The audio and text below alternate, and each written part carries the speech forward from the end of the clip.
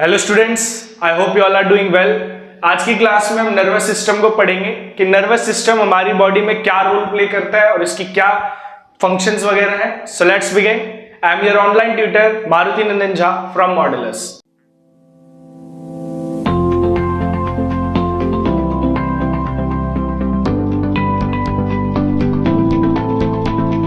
देखो, nervous system की बात करें तो हमारी बॉडी का एक ऐसा सिस्टम है जिसके बिना शायद ही हमारी बॉडी कुछ महसूस कर पाएगी या कुछ काम को कर पाएगी।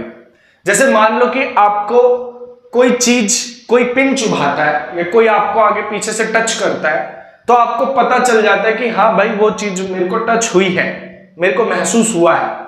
तो वो आपको कैसे पता चलता है? ये सबका जो काम है, ये सब चीज काम किसका? नर्वस सिस्टम का है। मतलब अगर मेरी बॉडी में नर्वस सिस्टम नहीं हुआ तो मेरी बॉडी किसी भी चीज को महसूस नहीं कर पाएगी, सेंस नहीं कर पाएगी। मैं किसी चीज को देख नहीं पाऊंगा, मैं किसी चीज को छू के पता नहीं लगा पाऊंगा वो गर्म है ठंडा है, मैं किसी चीज के टेस्ट का पता नहीं लगा पाऊंगा, किसी की आवाज नहीं सुन पाऊंगा। मतलब एक तरह से मैं कोई काम कर ही नहीं पाऊंगा। तो नर्वस सिस्टम क्या है? हमारी बॉडी का एक ऐसा सिस्टम है जो सिग्नल्स भेजता है हमारे ब्रेन को कि आप जो भी हमारे आसपास चेंजेस हो रहे हैं वो किस तरह के चेंजेस हैं, चाहे वो साउंड से रिलेटेड है, चाहे वो टेस्ट से रिलेटेड है, चाहे लाइट से रिलेटेड है, टच, हीट, अलग अलग चीजों से रिलेटेड है। तो हमारा नर्वस सिस्टम इसी चीज पे काम करता है। तो नर्वस सिस्टम जो है वो बेसिकली नर्व सेल का बना हुआ है। नर्वस सिस्टम जो है हमारा वो नर्व सेल का बना हुआ है। ठीक है, नर्व सेल क्या होता है? नर्व सेल भी बोलते हैं या फिर इसको न्यूरॉन भी बोलते हैं। न्यूरॉन, नर्व सेल बोल लो या न्यूरॉन बोल लो, इसका मतलब एक ही है। देखो, ये हमारा जो न्यूरॉन है या नर्व सेल है, ये हमारा एक ऐसा सेल है जो अलग अलग जगहों से, हमारी बॉडी में अलग अलग जगहों से सिग्नल्स को कलेक्ट करता है और हमारे ब्रेन तक उसको पहुंचाता है। ठीक है, अलग अलग जगह से सिग्नल्स को कैच करता है। जैसे मान लो पैर में अगर कुछ लगा तो पैर में वो चीज टच हुई तो हमारे ब्रेन तक उस सिग्नल को, पैर से लेकर ब्रेन तक, मतलब टो से लेकर हेड तक उस सिग्नल को पहुंचाएगा ताकि हमारे ब्रेन को पता लग सके कि हाँ भाई, पैर में कुछ लगा है, हमारी कुछ चीज टच हुई है। तो ये काम किसका है? नर्व सेल का। और नर्व सेल का ही जो पूरा हमारा ग्रुप है वो नर्वस सिस्टम या नर्वस टिश्यू को क्रिएट करता है। ठीक है, नर्व सेल के डायग्राम की बात करें, देखो डायग्राम की बात करें तो कुछ इस तरीके का इसका डायग्राम है और इसका डायग्राम बहुत ही इंपॉर्टेंट होता है। यह आपको कई एग्जाम्स में पूछा जाता है। ठीक है, यह हमारा एक नर्व सेल है। ठीक है, यह हमारा एक नर्व सेल है। और नर्व सेल क्या है? ये वो सेल है जो हमारी बॉडी में सिग्नल्स को ब्रेन तक पहुंचाता है। ठीक है, जो हमारी बॉडी में सिग्नल्स को ब्रेन तक पहुंचाता है हर पार्ट्स ऑफ बॉडी से। ठीक है, हर जगह से। और ये हमारा एक नर्व सेल है। यह हमारी बॉडी का लॉन्गेस्ट सेल भी होता है। यह हमारी बॉडी का लॉन्गेस्ट सेल, सबसे बड़ी कोशिका भी होती है। इससे बड़ी हमारी बॉडी में कोई भी सेल या कोई भी कोशिका नहीं होती। तो ये एक नर्व सेल का डायग्राम है। ठीक है, इसके पार्ट्स की बात करें तो देखो, ये जो पार्ट है हमारा, ये इसका कहलाता है डेंड्राइट। डेंड्राइट, ये इसकी सेल बॉडी होती है। ये इसकी सेल बॉडी होती है। ये बीच में न्यूक्लियस है। ये जो इसका पूंछ जैसी जो टेल पार्ट है, ये इसका एक्सॉन कहलाता है और ये इसकी नर्व एंडिंग होती है।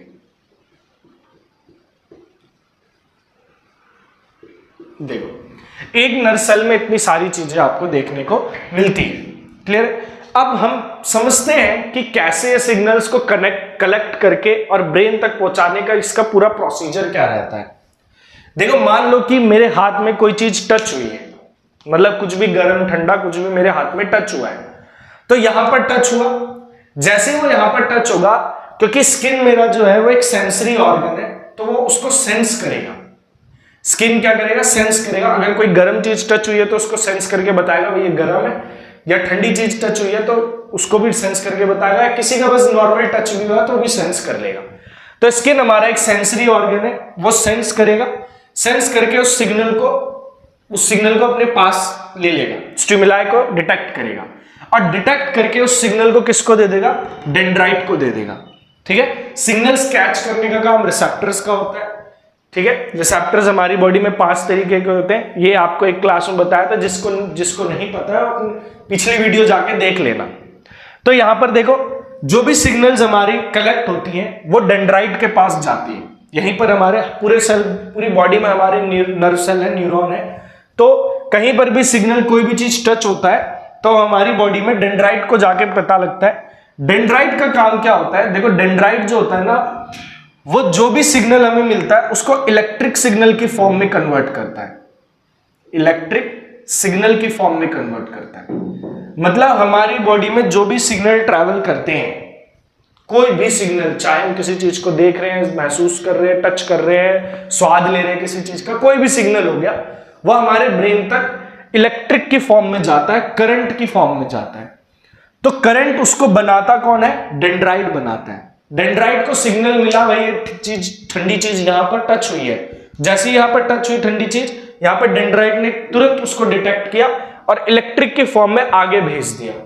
ठीक है, तो डेंड्राइट क्या करता है, सिग्नल को इलेक्ट्रिक फॉर्म में बना देता है। इलेक्ट्रिक फॉर्म में बनाने के बाद वो सेल बॉडी में भेज देता है, सेल बॉडी से आगे जाता है। अब यहां जो टेल है ये एक्सॉन है, ठीक है, मतलब जो नर्व सेल है उसकी टेल को हम एक्सॉन बोलते हैं। इसका आगे एक्सॉन से नर्व एंडिंग तक भेज देता है। यहां पे भेजने के बाद देखो, एक नर्व सेल जैसी खत्म हो, उसके जस्ट पीछे दूसरा नर्व सेल रहता है, उसके जस्ट पीछे दूसरा नर्व सेल लगा हुआ है, वो इस सिग्नल्स को कलेक्ट करेगा, इसके सिग्नल्स को आगे ले जाएगा।